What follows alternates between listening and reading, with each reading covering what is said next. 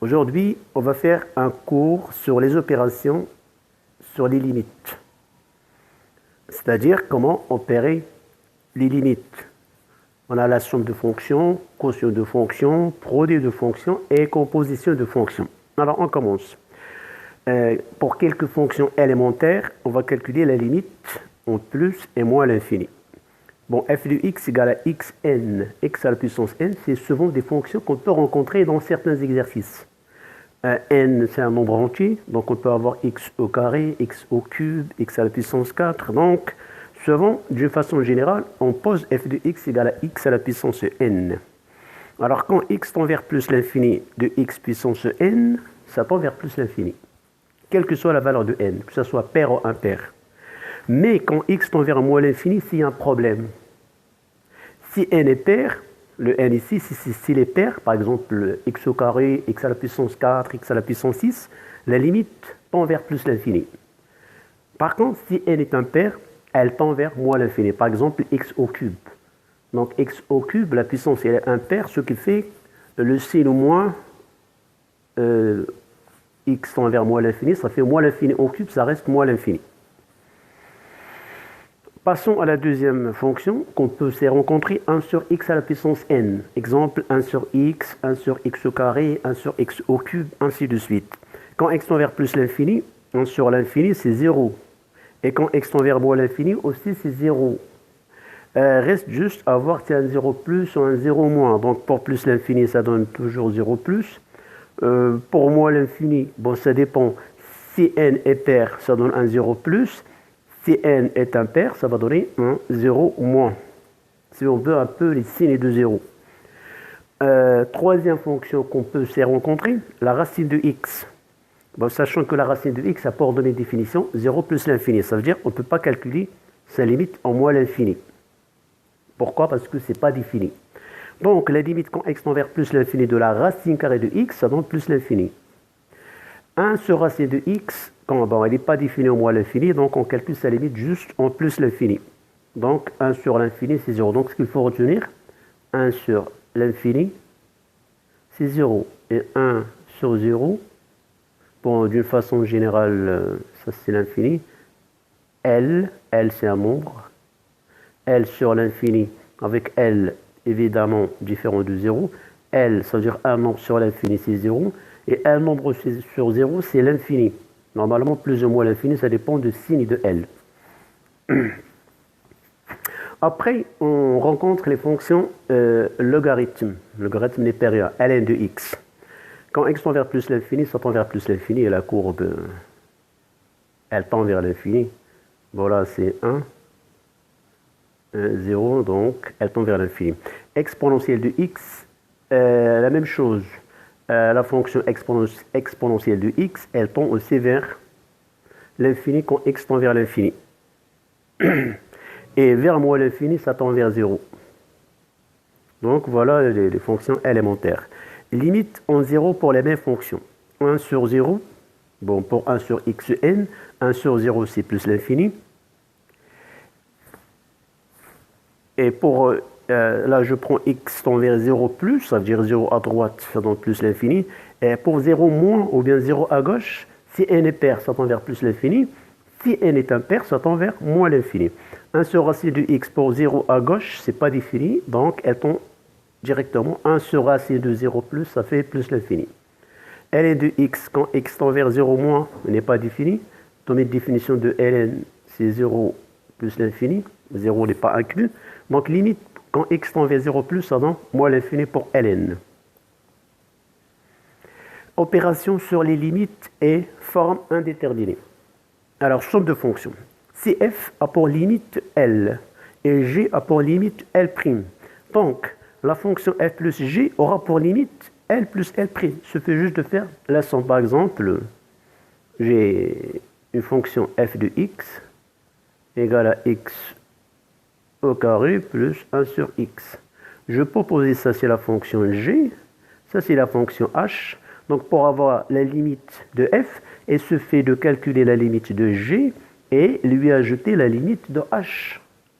Donc si f a pour limite L et g a pour limite L', donc la fonction f plus g aura pour limite L plus L'.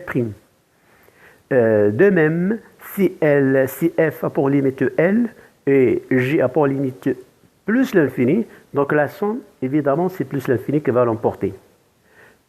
L avec moins l'infini, évidemment, c'est moins l'infini qui va l'emporter. Plus l'infini avec plus l'infini, c'est plus l'infini. Donc, un très très grand nombre positif plus un très très grand nombre positif, ça va donner un très très grand nombre qui est positif. Moins l'infini plus moins l'infini, ça donne moins l'infini. Mais attention, plus l'infini plus moins l'infini, c'est une forme indéterminée. Donc, un très très grand nombre positif plus un très très grand nombre négatif, bon, on ne peut pas savoir. Donc, on dit que c'est une forme indéterminée.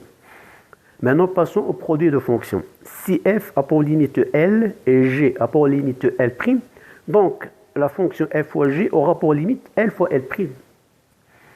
Et si f a pour limite L qui est différent de 0, et si g a pour limite l'infini, donc f fois g aura pour limite l'infini. Ça veut dire que l'infini ici, ça peut être plus ou moins l'infini. Ça dépend du signe de L. Si L est positif, et ici on a plus l'infini, donc on aura plus l'infini. Si L est positif et on a moins l'infini, on aura moins l'infini. Si L est négatif, on a plus l'infini, on aura moins l'infini. Si L est négatif et on a moins l'infini, on aura plus l'infini.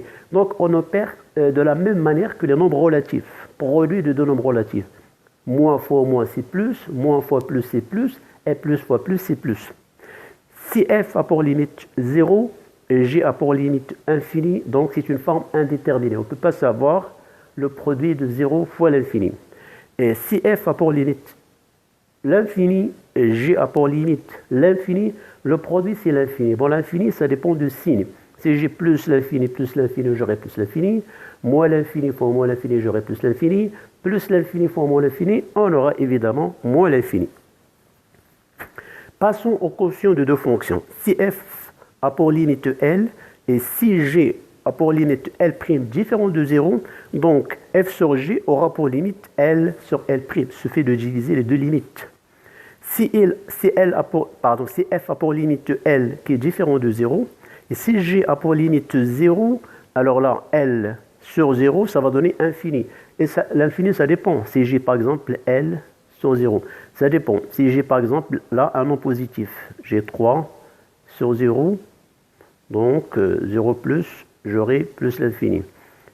3 sur 0 moins, j'aurai moins l'infini.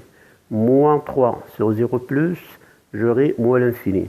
Moins 3 sur 0 moins, j'aurai plus l'infini. Donc, juste faire attention au signe. Si f a pour limite 0 et g a pour limite 0, donc 0 sur 0, c'est une forme indéterminée.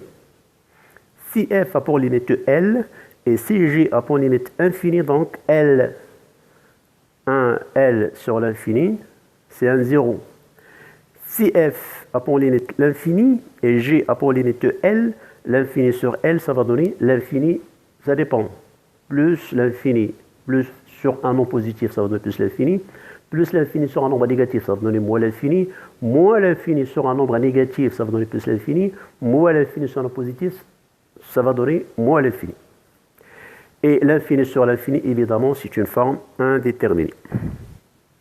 Alors, le théorème 2, un polynôme calcule des limites des polynômes. Polynôme, bon, juste un exemple simple, pour ceux qui n'ont jamais entendu parler, c'est par exemple 3x5 plus 2x4 moins 7x au carré plus 7 par exemple. Ça, c'est un polynôme.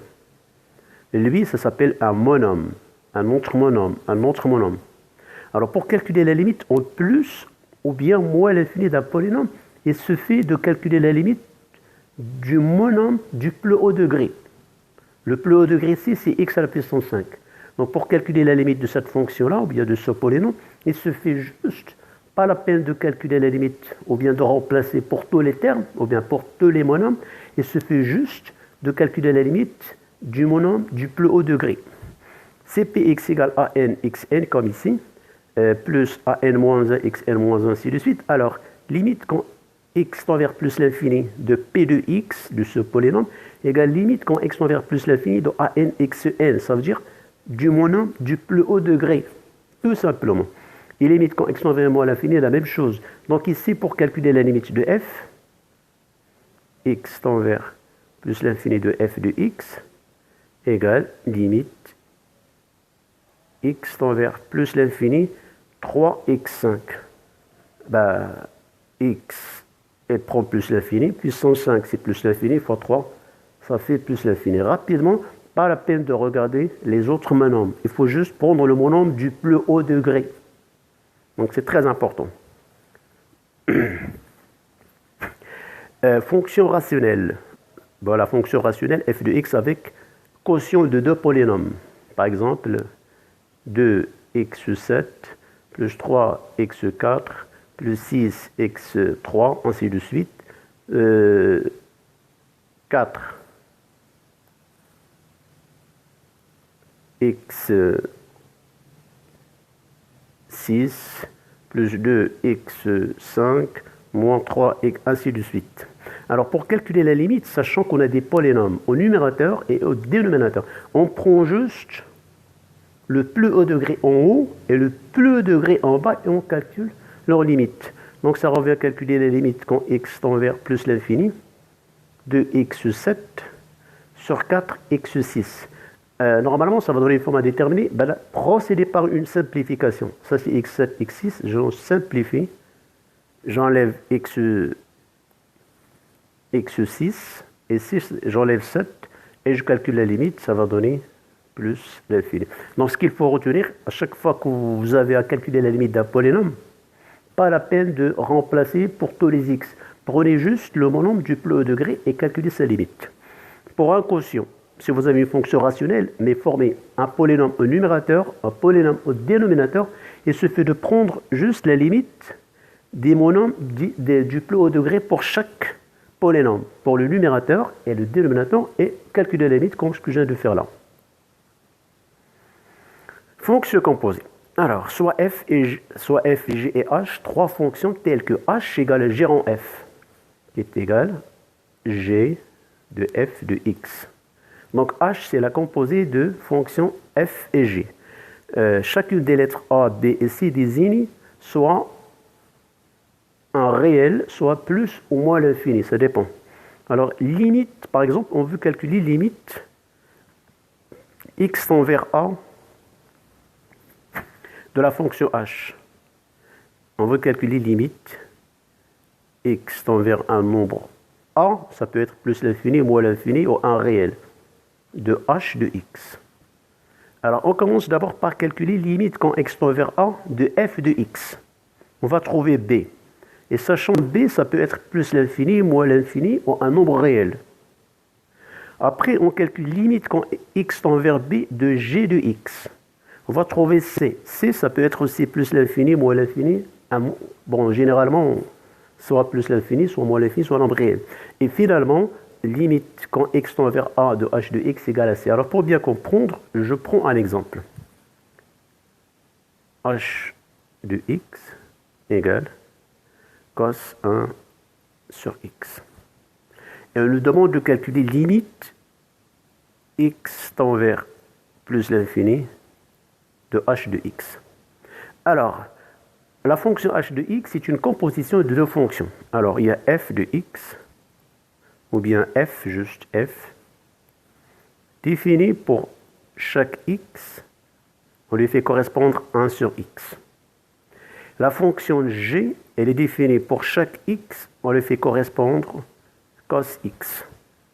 Donc pour calculer la limite, quand x tend vers plus l'infini de h de x, je calcule d'abord limite x tend vers plus l'infini de f de x, ça c'est égal g f de x. G, c'est le cosinus, et f de x, c'est 1 sur x. Alors, je calcule limite quand x tend vers plus l'infini de f de x. Limite x tend vers plus l'infini de 1 sur x. Et ça va donner 0. Après, je calcule limite quand x tend vers 0 de la fonction g de x égale limite x tend vers 0 cos x, et ça va donner cos de 0 qui est égal à 1. Donc, limite x tend vers plus l'infini de la fonction h de x égale à 1. Donc voilà comment on calcule la limite d'une fonction composée. Je peux même prendre un autre exemple, h de x égale racine carrée de 1 sur 1 plus x, par exemple. Donc, je la décompose, c'est g f de x. Donc, je prends f de x, ou bien f, défini pour chaque x, on le fait correspondre 1 sur 1 plus x. Et à la fonction g définie pour chaque x, on fait correspondre la racine de x. Calculer limite quand x tend vers plus l'infini de h de x. Alors, je commence par calculer limite quand x tend vers plus l'infini de la fonction interne, ça veut dire la fonction f. Égale limite x tend vers plus l'infini, 1 sur 1 plus x. Alors, x tend vers plus l'infini, c'est plus l'infini, plus 1, ça fait plus l'infini. 1 sur plus l'infini, ça donne 0. Après, je calcule limite quand x tend vers 0 de g de x, qui est égal limite x tend vers 0 de racine de x, qui est égal à racine de 0, qui est égal à 0. Conclusion, donc, limite x tend vers plus l'infini de h de x, évidemment, égale à 0. Donc voilà pour cette partie, pour les opérations sur les limites, pour les calculs limites d'une fonction composée. J'espère que vous avez bien compris. Bon courage et à la prochaine.